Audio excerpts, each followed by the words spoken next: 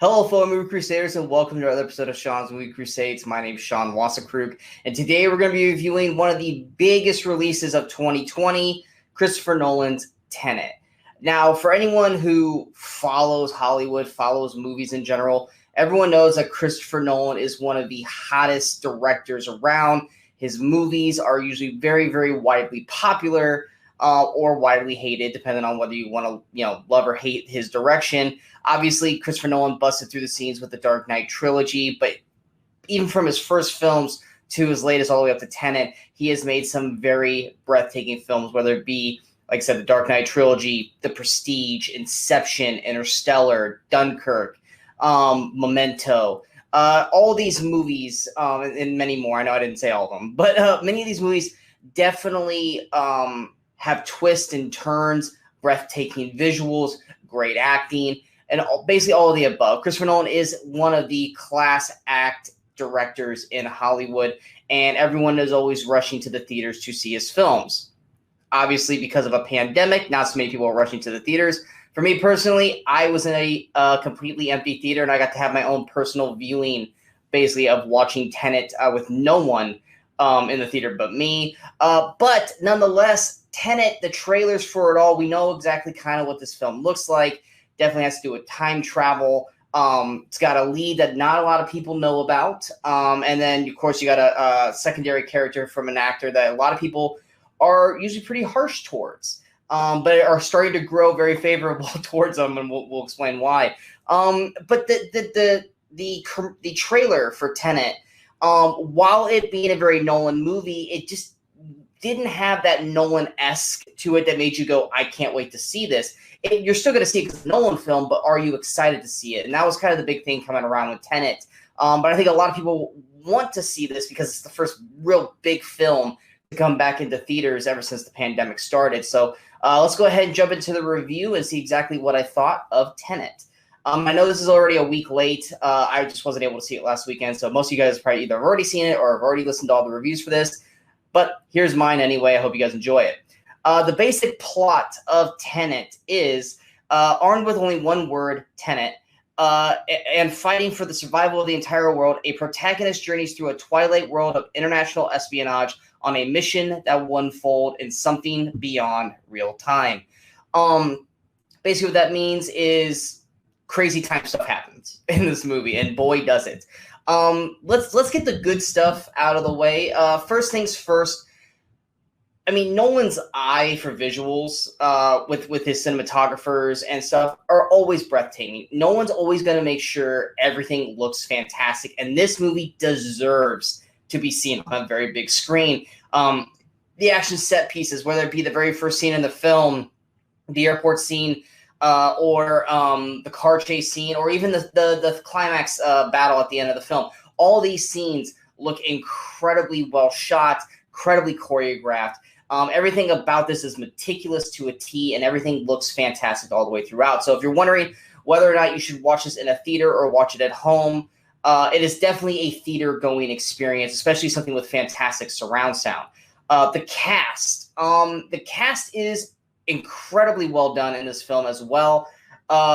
Elizabeth Debicki as Kat. You got John David Washington, Denzel's son, who knocked it out of the park 2 years ago, I believe, with BlacKkKlansman. He's the lead character. He doesn't have a name in the movie, but they call him the protagonist, or I don't really call him that, but he calls himself that at certain points in the film. Like I said, a lot of people don't know John David Washington outside the fact that he's Denzel Washington's kid. He does a really good job of kind of controlling the pace of the flow of the film and keeping you going through. He's a very charismatic actor. Yes, there are certain times in the film you do hear Denzel's voice in him. But John David Washington does a really solid job basically moving along the script with the characters around him. And, of course, the other lead actor in this film that a lot of people have basically crapped on for years is Robert Pattinson. But, of course, now he's the new Batman and everyone loves him again. He plays Neil, who's basically the protagonist's partner. And Pattinson does fantastic in this film. He was easily my favorite part of the movie. He just kind of his charisma flows through this film. He just kind of comes in and out of the movie with his parts so fluidly. His action set pieces are really good as well. And just his character is a character that you just grab a hold to. Yes, you're following John David Washington's character throughout this film, but it's Robert Pattinson's Neil character that you kind of grab onto. With the emotional stuff, you definitely will emotionally grab onto Kat, played by Elizabeth Debicki, because she's the one character you kind of are given the most emotional weight towards. You also got Kenneth Branagh. He plays Andre Sator. He's basically the main antagonist in the film. And then also Aaron Taylor Johnson, everyone from Kick-Ass, or Quicksilver from the MCU. He plays Ives. He doesn't pop up until late in the film, but I really liked Aaron Taylor Johnson's performance when he was in the movie overall.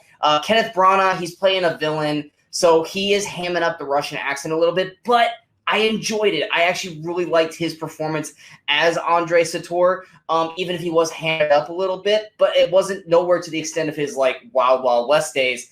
I think he played a really solid villain throughout the film overall. The cast overall did a really, really great job.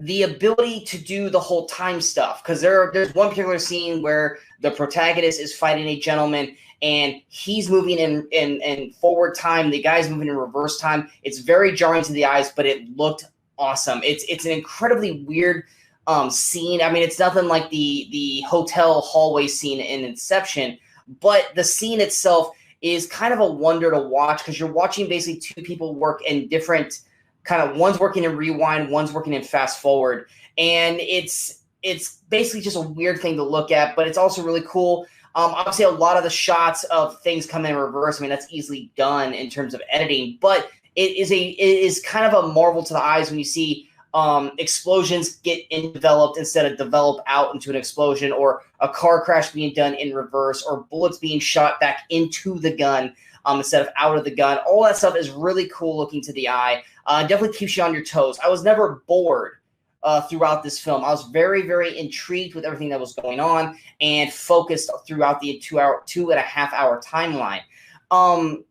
Going to the negative, the real main negative, and this is something that Nolan does, and it's gonna eventually bite him. And I think if any movie's gonna bite him in the butt for this, it's probably gonna be Tenet. The story's way too convoluted.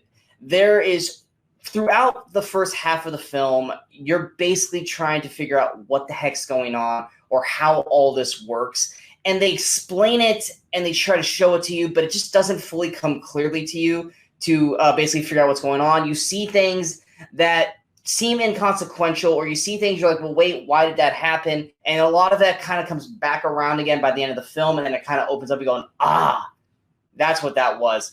But it leaves you kind of hanging there for 2 hours until you go back to that. But even by the end of the film, I was raised with more questions than actual answers for the film. So when you get to the final part of the movie, you're probably still going to be going, I don't get a lot of that just happened when the credits are rolling, which can be very frustrating to a lot of people.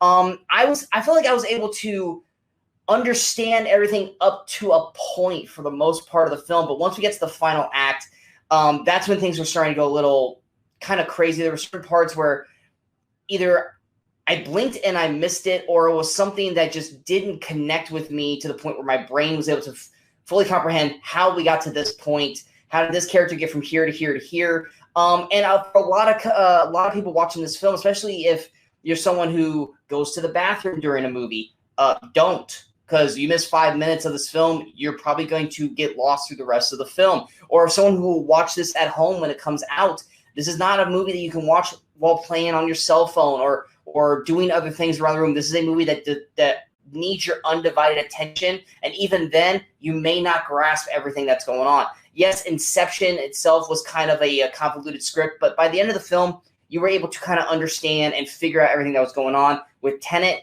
it might take multiple viewing watches to do this. And another part that's kind of a negative is next time I do watch this, which will probably be at home on my 4K TV, I'm definitely going to be having subtitles on, because a lot of the British accents in this, while they're not horrible, sometimes they're either too quiet or they're just too kind of mumbling as they're explaining certain things. And there's a lot of dialogue that tends to get lost, or they're wearing a mask. and it's hard to understand what they're saying. So this is definitely a movie that I will probably have to go back and rewatch with the subtitles on so I can fully understand everything that they're saying, because not a lot, but there's a good chunk of the movie where I wasn't able to fully hear or understand what some of the actors were saying, either by accent or because of sound around them. I'm not saying it's going to happen to everybody. It just was a personal thing with me. I was not fully able to hear all the dialogue in the film because of the accents, personally, for me. But the main thing also that's a problem with the movie is that the characters are all just characters for the plot of the film. They're not fleshed out so you care about these characters. Never in the film did I care about John David Washington's the protagonist, or even Neil from Robert Pattinson. I liked their characters because they were charming and charismatic, but they didn't give me any layers of their characters for me to grab onto and care about. The only character that you get that with is Elizabeth Debicki's cat. But even then, she's very plot devised. Like she's here for this point to get these two to do this. Yes, there's some storyline elements to her character that makes you kind of care a little bit about her, but that's the main problem, is that the characters in this film, you're just kind of watching them go through the motions, kind of like you're watching these characters because they have to get through the plot of the film so you can watch the movie, not because you care about them. You don't care about them like you did with Leonardo DiCaprio or Joseph Gordon-Levitt or Tom Hardy in Inception, or even Matthew McConaughey's character in Interstellar, or Heath Ledger's Joker, Christian Bale's Batman, Gary Oldman's Gordon. These characters just don't cling to me. They're not characters that I care about. If they died, it'd be like, oh, I just don't get to see them on TV, on the screen anymore. That sucks. Not, oh no, I can't believe we lost that character. And that's kind of what kind of makes Tenet, while still an incredible, enjoyable movie experience, and definitely something that I would recommend and say, watch this. These characters are not characters that you're going to think about past the end of this film. They're not characters that are going to be favorite characters of yours. This might be favorite performances, especially for like Robert Pattinson's character, but it's just not. They're just not characters that you're going to think about past the end credits of this film overall. And that's one of the things that kind of hurts Tenet. It's not something that completely makes this movie unwatchable by any means, because like I said, the movie is very enjoyable. It's very fun to watch. It's very exciting. And I definitely do recommend this film overall. It's just kind of little nitpicky things here and there. The characters are incredibly well acted by everyone involved. You just don't care about them or what they're doing, except for kind of just going through the motions of the plot of the film, kind of like a James Bond film. I would say this is probably Christopher Nolan's attempt at a James Bond movie with time traveling elements. But with a James Bond movie, it's kind of the same way. You don't care about necessarily any of their characters. Even with Daniel Craig's Bond, you don't really care about Daniel Craig's performance as Bond. You just know he's James Bond. You're not going to get all of these huge character development of layers to understand his character. You just know he's Bond, he's a spy, he does these things, and you watch the movie, and then there's characters and a villain around him. And that's kind of what Tenet's like as well. It's a kind of a Christopher Nolan Bond. You're not going to really grab a hold or understand why the protagonist is this kind of a person or what have you. Even though I would say Robert Pattinson's Neil is kind of more of a Bond character than John David Washington's the protagonist. But nonetheless, you're just not going to grab onto these characters the way you would as the characters from Inception, Interstellar, the Dark Knight trilogy, or even the Prestige for that matter. So like I said, going to overall thoughts, if you're a Christopher Nolan fan, if you're looking for a blockbuster film this year, which we have not gotten barely at all because of the pandemic, then I definitely strongly urge you guys to see this film, because it is definitely, like I said, amazing visuals. The action done in the film is incredibly well done. The time traveling, or the way the time variances work in this film, are also really eye-catching throughout. Like I said, the performances are solid. If you are ever on the fence about Robert Pattinson playing Batman, outside of the amazing trailer that got released a couple weeks back, watch this movie. It will make you feel okay about Robert Pattinson being Batman. John David Washington is definitely an actor to keep an eye on. He's got 2 good movies under his belt with BlacKkKlansman and now Tenet. It's amazing to see where he will go from here. Elizabeth Debicki, she doesn't get enough recognition that she deserves, but she's been a knockout performer in every movie I've seen her in so far. And of course, Kenneth Branagh is Kenneth Branagh. If you like him, you'll like him in this. If you don't like him, then you're not going to like him in general. But overall, definitely check out Tenet. It's definitely something to see in theaters. If you can't go to theaters or if you refuse to go to theaters, that's your prerogative. But for me, this was definitely a movie as I was watching it going, I'm glad I'm watching this on a big screen instead of on a TV at home. But it will require multiple viewings to probably grasp everything that happened in the film. I know for me, it's going to take at least another 1 to 2, maybe even 3 viewings to probably fully capture everything that I may have missed the first time around.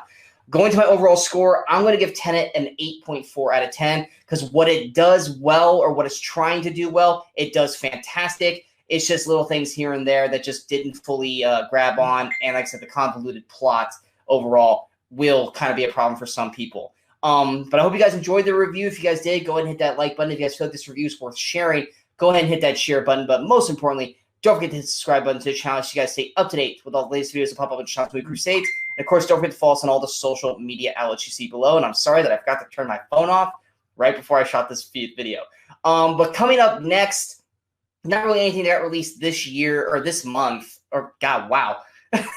Not anything that really got released this week in terms of new movies. But coming on in 2 weeks on Netflix, we will have Enola Holmes, starring Millie Bobby Brown, Henry Cavill, Helena Bonham Carter. So be on the lookout for that review when it comes. And then any other movies that I can catch while in between, be on the lookout for those reviews. And until next time, in case I don't see you, good morning, good afternoon, and good night, Movie Crusaders.